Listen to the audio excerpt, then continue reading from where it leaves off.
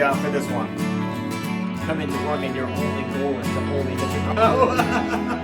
Like, oh, That's great. wait. You always have work to do on your own. In my former life, I was a teacher, and teachers have these responsibilities that sometimes are a bit uncomfortable that come to enforcing school policies that maybe appear to negatively affect a student, or assigning a grade when the student hasn't earned the grade they really want. And you'll find that there are two different approaches to this. There are the teachers who really hold a hard line with these things, and then there are the teachers who just can't disappoint the kids.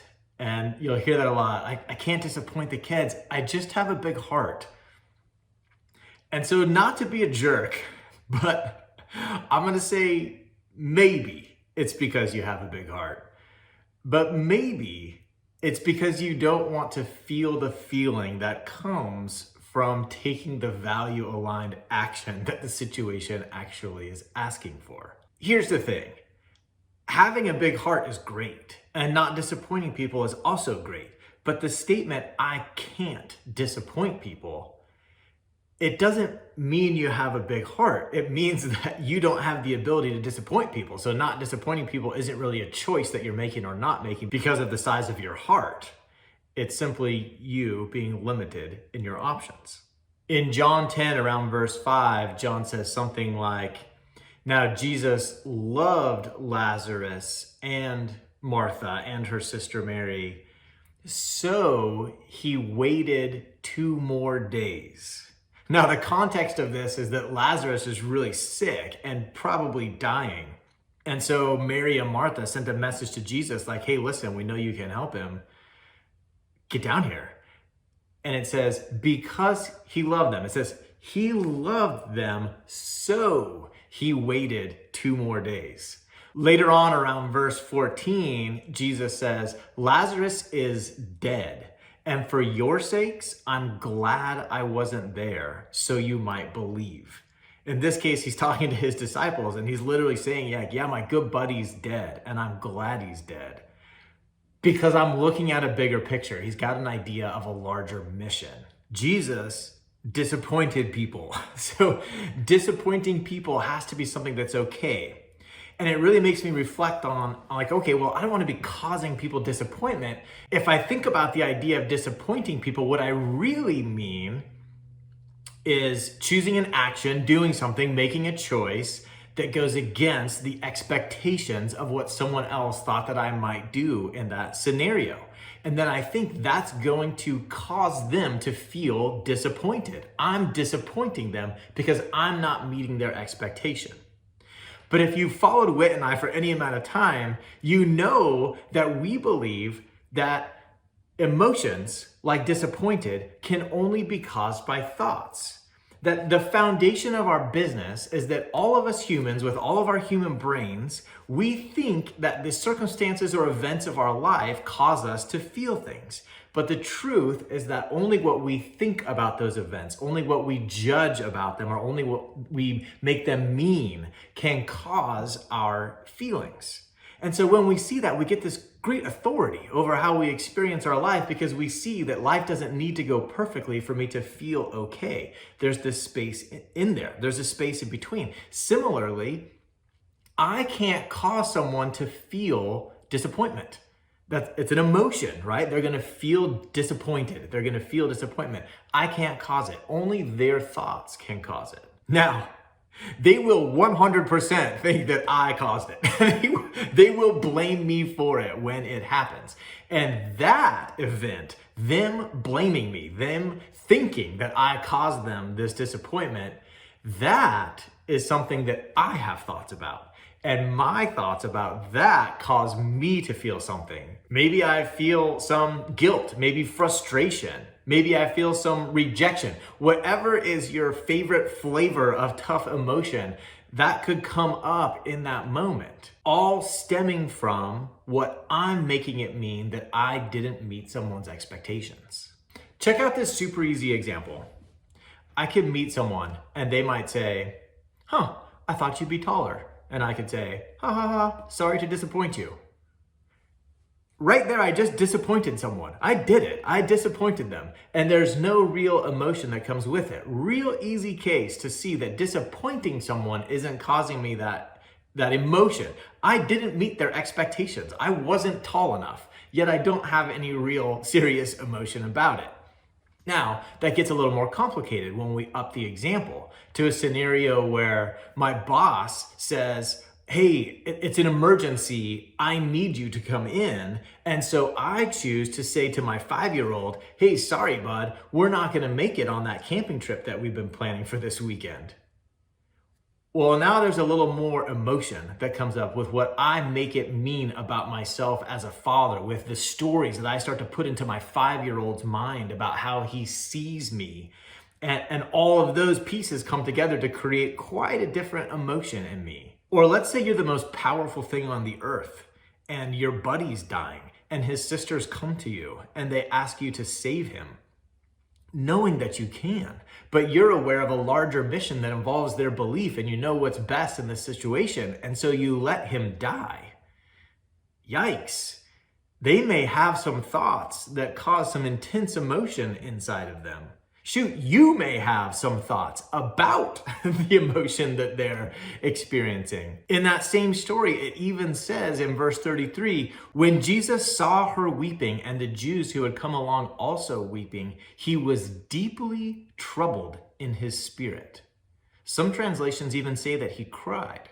I guess that's part of what it means to be fully God and fully human, that he's still subject to this thought causes feelings sort of dynamic that we all live in. So let's take a look at this. There's one place in my life where I've had a lot of practice at disappointing people, and it might be far enough removed from anything that you're experiencing in terms of emotions and history that it would be easy to have the distance and sort of see the mechanics of how it works.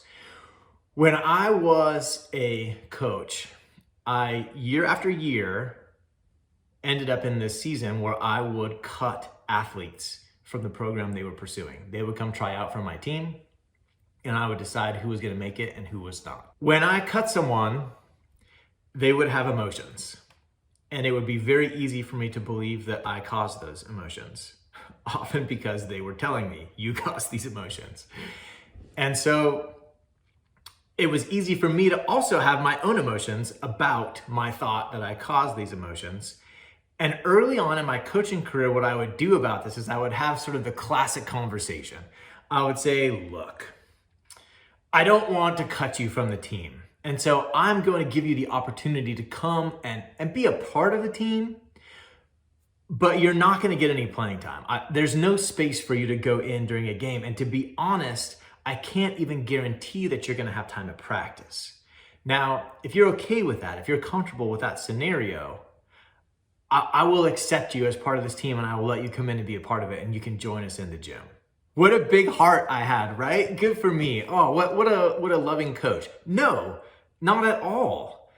What I was doing was avoiding the emotion that I didn't want to feel about telling this kid about the decision that I knew was best for the team and the mission that we had going forward this season. Even worse, I wasn't even evaluating my process because I just dismissed it with this lie that what I was doing was just really prioritizing this kid's feelings. But if I pressed on that, do I value this kid's feelings over the mission of the team that I am assigned to coaching? No, I don't. So what I was actually doing was prioritizing my feelings over the mission of this team and this kid's experience, to be honest. Because what I'm doing for this kid is I'm not really honoring who he is, and I'm not believing in what he's capable of, and I'm not really being the participant in his growth journey that I want to be. Because what I'm saying is that I know that he can't handle this, that this is going to be too hard for him. I'm manipulating his opinion of me because I don't want to be blamed for his pain. I'm passing the cost of this value-aligned action on to him. I'm expecting him to have the capacity to feel the rejection that's going to be at least available to him. Now, I don't get to control his feelings, but it's at least going to be available to him every day of the entire season now, instead of just this one time where he could sort of process it, move on, and see where his growth journey takes him next. I'm just pushing all of that onto him so that I can feel better. Now, is that the leader that I want to be? Is that the example that I want to have for these young men that are on the team? Is that really the character that I want to show up with if I'm going to be demanding growth from these young athletes as we pursue our ambitions as a team? So how do I do it better? The answer is that I build my skill of disappointing people. It's a strange thing to say, but it's really important. And just like in last week's video, it starts with clarity around my values. If I could get some distance from this, I could say, okay, do I value setting up this team for success? Do I value pushing as far as we can into the playoffs, taking this group of young men and having them buy in and commit and make the sacrifices and push themselves to see how much we can possibly achieve in this season? Or do I value the growth and development of every athlete that walks into my gym equally? Whether they're advanced or whether they're just a beginner, is my value to develop them all, to give them all the opportunity and choose the belief that I don't know who's going to be successful and who's not. And so I just want to give them all the attention that they can have and let them all continue with the opportunity to grow. Really good question. There's not one right answer to that. Those are both pretty noble values, and that's why it gets tricky. Because even though there's not an easy answer, it's a really important answer for me to know, because then I can know what value-aligned action looks like. This could be the same for you. In your growth journey, you might find that you need to get some clarity on where you stand on the tough values, the ones that are pressing on each other in a difficult way. Do you value time with your family, or do you value providing financial freedom to your family? Do you value taking the time for yourself to stay healthy in your mind, body, and spirit? Or do you value allocating that time to your family to say, hey, I'm always going to be here for you? Do you value providing a space of safe comfort when you're out with your friends or family or whatever loved ones you're in a group with? Or do you value your decision to not drink alcohol tonight, or not eat dessert tonight, or not spend time with someone of the opposite sex who's not your spouse? Those are all really good questions. The next step is to check in with myself before, during, and after in this process of sort of protecting this value. And for me, what that looks like is some pre-work, some journaling, writing stuff down, getting my values organized, asking myself these tough questions and thinking about it. It definitely includes seeking counsel from Jesus. He and I have many conversations where we're looking at this. And then it also involves me pausing from time to time during this process to check in with my body, to check in with these emotions, to see what signals are showing up about whether I'm in or out of value-aligned actions and what adjustments I may want to make during that process. One of the checks I like to use with this in my growth journey is I like to check in with who I'm becoming, who I want to be. When this season passes, when this decision has been made, who am I? Because I know that no matter what decision I make, it's going to have an outcome. And when that outcome appears, there's going to be a morning after that outcome, or I'm going to wake up and I'm going to go into the bathroom to brush my teeth and I'm going to look at myself in the mirror. And I want to think about what I want that experience to look like. I'm very intrigued with the time I look at myself in the mirror after the outcome has been exposed. And I want to have that in mind as I'm making my plans and making my decisions, rather than just trying to avoid any tough emotion that may be showing up in the moment. The last thing that I do is I really value building my emotional capacity so this process becomes less dreadful. Just for the sake of visualization, let's imagine that the negative emotion I have to feel when I cut someone from a volleyball team, or when I stand on one of my values in my growth journey, that negative emotion, it has a volume of 1 cup. It's like, just imagine 1 cup of water.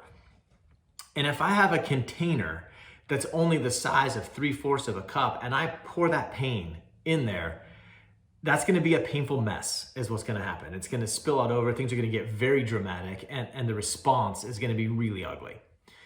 And so if you imagine I have a 1 cup container, which is maybe more likely, when I pour that in there, it's going to be terrifying. It may not create the mess, but as I'm watching it fill up, I'm at max capacity. I can't handle any more. If life were to throw one more thing my way, I'm in big trouble. So now I want you to imagine that exact same cup of pain being poured into a 5-gallon bucket. That's the big one, the ones that you see at Home Depot, the big orange buckets that they have at the side. And 1 cup of water is being poured into that 5-gallon bucket. Now it's the same pain in all those scenarios. It's just that the volume of my container to hold that pain is changing. That's why Whit and I can say things like, you're building the ability to handle life on life's terms, or you're learning to take authority over your experience of life. It's a really different experience to have 1 cup of pain go into a 1-cup container versus 1 cup of pain go into a 5-gallon container.